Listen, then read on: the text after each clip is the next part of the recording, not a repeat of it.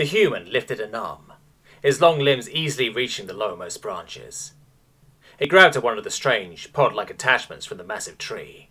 He brought it down, crouching so she could take a look at it. It had a cylindrical shape with both ends coming to a tapered point. It was about the same size as the human's hand. Cadet watched as he brought his other hand up, gripped the strange pod with both hands before breaking it open down the middle, along some seam that she couldn't see. Inside were little pockets, all filled with some type of seed-like structures. Cadet eyed it curiously. It certainly looked like any other seed she'd ever eaten in her life. It was only the fact that it was grown naturally on the death world that seemed to make her feathers twitch with unease. She looked up at the human suspiciously, feathers twitching. "You are certain that this is safe to eat?" The human shrugged. "No, but it's the safest thing I can think of. They are as bland and non-toxic as it comes. There aren't exactly a lot of plants I know of that have a high sugar content this time of year." Cadet's crown feathers did a bit of a flick before she reached a talon up, gripping one of the cracked, open halves of the pod from his hand. She looked at it a bit before giving one last glance up to the human, as if to confirm. He nodded before standing up. "Try 2 or 3 seeds and see how you feel for another day. You are running out of your emergency nutrient block, so we're going to have to find something else you can eat eventually." Cadet sighed before tentatively poking at one of the seeds within her beak. Before she could second-guess the decision, she ate 3 of the little seeds. She blinked. He was right. They didn't really taste like anything. "If all goes well, we can start harvesting as many of these as we can. We'll have to find something else to round out your diet, of course, but at least it's something," he said, as he saw the other half of the pod somewhere in his jacket, and began walking again. Cadet nodded, as she fell in step behind him. She watched as he did his usual head swiveling from side to side as they walked. It was as if he was constantly on alert, always checking for danger. His posture wasn't tense, though, just aware, vigilant. He seemed very comfortable with his surroundings, which she thought was odd. She wondered again how long he had been here, and she felt the desire to ask about it, but felt as though it were a touchy subject, which made it all the more concerning. The human turned his head to the side as he walked, talking. "We should be able to reach my base by the end of the day today, so hopefully we won't need to set up another camp for the night." Cadet picked up her pace a bit to walk beside him. "That is good news. We have been travelling for 9 of these planet cycles already." Cadet paused for a moment, thinking. "Actually, I've been meaning to ask, why were you so far from your base to begin with?" The human looked down at her, catching her eyes for a moment, before returning his attention to surroundings. "I have 2 separate bases I alternate between. One is for the warm season and the other is for the cold season. It allows me to spread out my hunting areas, and it makes sure that I have plenty of game to catch once it gets cold. I don't want to have to travel too far out just because I hunted everything down during the summer, so it helps keep the populations more consistent." Cadet was both surprised and unsettled by the answer. That was a very thought-out process for a hunter. She couldn't really fault him for his dietary requirements, of course. It's not like he had a choice. So it was understandable that he would have to be careful with his food source, and it made a lot of sense. Still, she couldn't help a bit of unease at the thought of a hunter with a strategy. He looked down again before he continued, an eyebrow raised. "I was actually at the halfway point between bases when I saw you." Cadet was a bit stunned by that. He was only at the halfway point when they first met? Just how far away was his other base, she thought. Cadet shook her head. The human could certainly walk a long distance without getting tired. That much he had seen just by travelling with him. Maybe it was a common trait in humans to have such stamina. The conversation died down a bit after that, as they continued their trek through the woods, Cadet staying very close to his side all the while. As they walked, the human would occasionally point to certain plants and explain which ones to avoid and which ones were fine. Cadet hesitantly noted that the ones he deemed fine may very well not be fine to her. She made sure to keep her distance from all of them. There was quite a nasty-looking plant that they encountered that seemed to take up a large portion of their trail and the surrounding area. It was like a wall of prickly hedges. He called it a cactus bush. one of the few words that actually translated well, apparently, and she had to agree with the apt name. After they went around the massive cactus bush, the human suddenly stopped in his tracks. Katet accidentally bumped into the back of his legs at the abrupt pause. She was about to ask why they had stopped when he carefully lowered himself into a crouch, bringing a finger up to his lips silently as he looked at her. She didn't really know the meaning of the gesture, but his silent demeanour was all she really needed to see to understand. Her feathers flattened on her head, a bit fearful of what could make the human stop in his tracks. He leaned back a bit before reaching an arm out and pulling aside a section of the undergrowth. He pointed through the parted section, and what Katet saw made her freeze. In the distance, among the low-hanging branches of some foliage, was a massive creature. It had a wide, four-legged stance, with a large horn on its bulky head, and all over its back was a thick layer of brownish scales. It currently had its head down, its mouth chewing absently on some of the fern-like flora. "I call it a Komodo rhino," he said in a low tone. It almost sounded conversational, and Katet immediately noticed the lack of sibilance actually made him a little quieter than a typical whisper. "What should we do?" she asked, trying to replicate his low tone. She couldn't really do it and ended up whispering as quietly as she could instead. The human kept his gaze on the creature. "We'll have to take a bit of a detour. I don't want to have to deal with this guy right now. He'll mess you up pretty quick if you're careless, and I don't have the right weapons on hand to take him out." Before she could second-guess her outburst, she hissed, whipping her gaze up to the crazy human. "You would pick a fight with this creature?" She suddenly felt the human's hand close around her beak in one swift grab, his attention still laser-focused on the scaled creature through the underbrush. Katet instantly froze when her eyes followed the human's line of sight. The creature had lifted its head up, snorting in agitation as it looked around. Its mouth paused with a mouthful of plant matter. Thankfully, it didn't look in their direction since they were far enough back, but Katet almost dropped into a shaky pile of feathers anyway. And then the human turned his head around. "Don't do that again," the human said sternly, his eyes sharp. Katet nodded quickly in his grip, as much as she could, eyes wide. That was probably the scariest look she'd ever seen from him, even more terrifying than the 1,000-pound death-word fauna that she almost just alerted them to. The human's eyes seemed to squint strangely before he released her beak slowly. "Just keep your voice down. This thing is very territorial. The moment it sees us, it'll start charging." Katet nodded silently again, listening to every word. The human looked over to the creature again. "We're going to have to stay quiet and go around him. He is a bit too close to home for my liking, though, so I will take care of him later.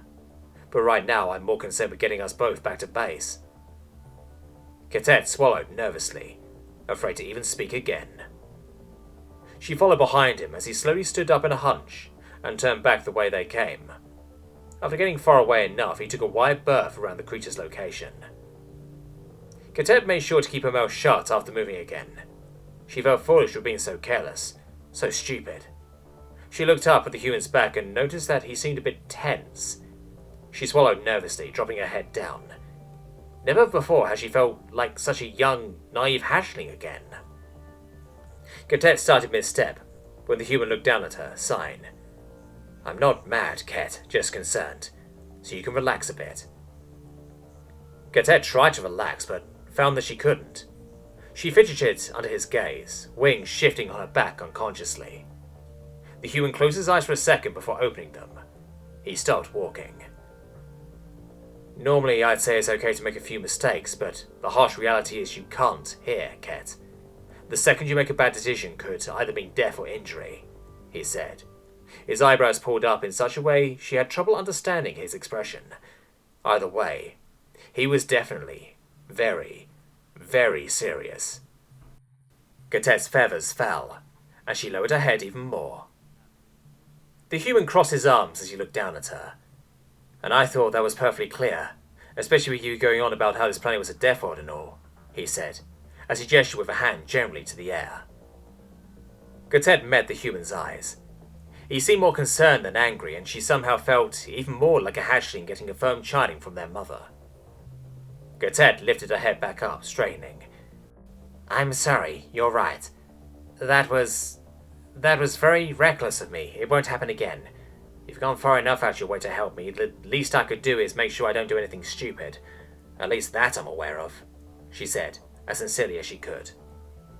A moment of silence passed before the human nodded, uncrossing his arms. He seemed to do a bit of a small sigh before he crouched down, his expression softening a little. Like I said when we first met, I want to help you, I do. But you need to be more careful. There's only so much I can do in a situation like that. Believe it or not, there are some things that even I don't fuck with around here. A territorial Komodo rhino is definitely one of them. At least when I don't have the proper weapons. You have to pick your battles carefully. Katet nodded once, and dipped her head down in an apologetic fashion, head feathers fanning out in an array of purple. The human watched for a moment as she did so, before he stood back up, pushing against his knees. Good, I'm glad you understand. Besides, the situation turned out okay, and it was a good lesson to learn.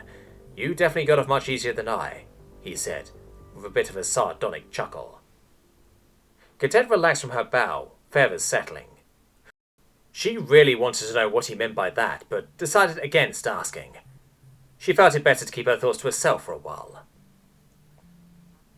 Once they started walking again, Katet couldn't help but think back for a moment, back to their first meeting, when he had made her an offer.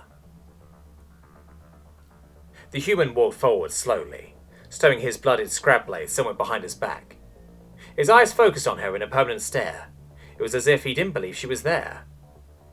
At his approaching form, Katet seemed to snap out of her frozen state of terror, and began to take a couple panicked steps backward. The human's eyes widened at her reaction, and immediately halted his approach. He threw his hands up in a yielding gesture, dipping his head down slightly. He bent his towering, upright form into a slow crouch, hands still in the air. Not once did his eyes leave her form, however. A couple beats of tense silence passed before the human spoke. Are you all right? Katet felt like she just took a plasma rifle to the chest. Her whole body flinched at the human's question, a question directed at her. She was still in a state of shock, and couldn't seem to even process what he had said. She watched as he seemed to hesitate. A bit of confusion appeared on his face as he spoke slowly. Do you speak common? Katet blinked rapidly a couple of times, heart still beating fast. The human was talking to her. This impossible situation was really happening. She somehow managed a small nod. He seemed to think for a moment before slowly lowering his arms. I saw you eject out of your burning ship. Do you have any severe injuries? Swallowing, she nervously shook her head, still unable to speak. That's good. Were you the only one aboard? She nodded again. There was another beat of silence. The human's eyes looked down for a split second before sharpening suddenly. There was an emotion she couldn't quite place on his alien face. It looked like it was a strange mix of longing and doubt. Regardless, their intensity was frightening. Do you know where you are? What solar system? He asked, in the same level tone he used earlier, his voice not exposing his true emotion, not like his eyes anyway. Katet was afraid to answer. What would happen to her if he did not like the answer? She had no weapons, no defense, no wings to fly away on. Stealing her nerve, she figured that if he decided to kill her, there was no use in delaying the inevitable. She took a shaky breath, meeting the eyes of the Death Welder. I do not know. I was on a routine trip to the nearest port when I was ripped from hyperspace. The last thing I remember is waking up to my ship burning on atmosphere. Katet watched as his eyes dropped down to the ground. She nervously shifted as his hands appeared to tighten, the muscles in his arms tensing before going slack. She waited for another question, but he said nothing, as he continued to stare into the dirt. Katet fanned out her crown feather slightly as she rooted her stance more firmly. It was her turn to start asking some questions. Keeping a careful eye on his movements, Katet asked, Do you know which direction my ship went? I must inspect the damage. Perhaps there is something I can salvage, maybe even repair. The human slowly lifted his head up at her question, eyes hard. That was a little unnerving. She took another step back automatically. He stared at her for a long moment, which became increasingly uncomfortable as he said nothing. Her heart started to beat faster. Had she said something the human didn't like? The human's eye squinted slightly, ending the uneasy staring contest before he spoke. Your ship headed due west. You can't see it from here, but there's a small mountain range over that way. He gestured with a peculiar jab of his hand over his shoulder, one of the digits pointing out behind him. My advice would be to leave it and forget about it. Cadet felt a bit of anger at the suggestion, but her fear of him stifled any of it showing in her tone. My ship is the only thing I have. I realize that it's probably mostly finished, but I could at least get some supplies from it. The human sighed. It would take weeks to get your ship from here, and I've been over that passage once before. It's a grueling one. Besides, you don't have to take my word for it, but for what it's worth, there's nothing left of it that'll be useful. Trust me, it'll be a waste of time and effort, he said, with half-lidded eyes. Cadet looked down at that, her head heavy. Weeks? He said it would take weeks. Cadet wondered how she could possibly survive that long, how she could even make such a journey to her busted ship. It really was a hopeless endeavour, and she felt the weight of her predicament finally settle within her gut. It was a dense feeling, and it made her feathers shiver. She was stranded, on a death world, and she didn't even have her crashed ship to salvage from, just her ejection pod that had little to nothing in it besides some emergency rations. Her eyes began to rove around in a small panic. I can help you, the human said suddenly. Cadet whipped her head back up to the human. Her eyes were wide as he leaned forward a bit. Help? He would help her, but why? This planet is dangerous, which I'm sure you've noticed, he said, turning his head slightly as if gesturing to the dead native fauna behind him. And you look unarmed. It's not safe to be wandering around without any form of protection or shelter. He seemed to eye her for a moment before continuing. I have a base camp a few days from here. It's a place to start, to get your bearings, to decide your next plan of action. I won't force you to come with me, of course, but I promise I mean you no harm. I only want to help. Cadet looked hard into his eyes to see if there was any deceit behind his words, but all she found was a sense of earnestness.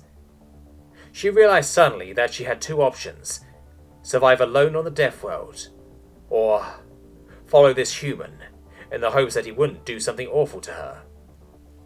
Looking up, she straightened her posture. It took just one look at the dead creature behind him for her to decide that only one option provided any decent chances of survival. Okay, I'll follow your lead, she said simply. He nodded, his eyes strangely relieved for some reason as he stood back up, taking a few small steps closer. What's your name? She looked up at him hesitantly as he approached, saying quietly, Cadet. It's nice to meet you, Cadet. My name is Andrew Bailey, but you can just call me Andrew.